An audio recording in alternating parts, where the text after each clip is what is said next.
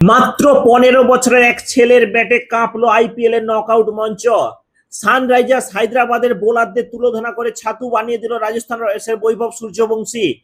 মুল্লানপুরের মাঠে মাত্র 29 বলে 97 রানের এক অবিশ্বাস্য টর্নেডো ইনিংস, যার মধ্যে 5টি চারের সাথে ছিল 12টি মহাজাগতিক ছক্কা। মাত্র 1 ইঞ্চির জন্য রক্ষা পেল ক্রিস গেইলের 30 বলে দ্রুততম সেঞ্চুরির বিশ্ব রেকর্ড। গেইলের সেঞ্চুরি রেকর্ড অল্পের জন্য মিস হলেও মাত্র 16 বলে হাফ সেঞ্চুরি করে সুরেশ রায়নার নকআউটে দ্রুততম 50 রেকর্ড ছুঁয়ে ফেললো এই বিস্ময় বালক। এখানেই শেষ নয়, এক ইনিংসে 12টি ছক্কা মেরে 2012 সালের ক্রিস গেইলের 59টি ছক্কা রেকর্ড ভেঙে এক মরশুমে সর্বোচ্চ 65টি ছক্কা মারার সর্বকালের নতুন ইতিহাস গড়ল বৈভব। মাস্টার ব্লাস্টার সচিন তেন্ডুলকারও আজ বৈভবের এই ব্যাটিং দেখে মুগ্ধ। 15 বছর বয়সী বৈভবের এই অতিমানবীয় ইনিংস আপনাকে কেমন লাগলো কমেন্টে জানান।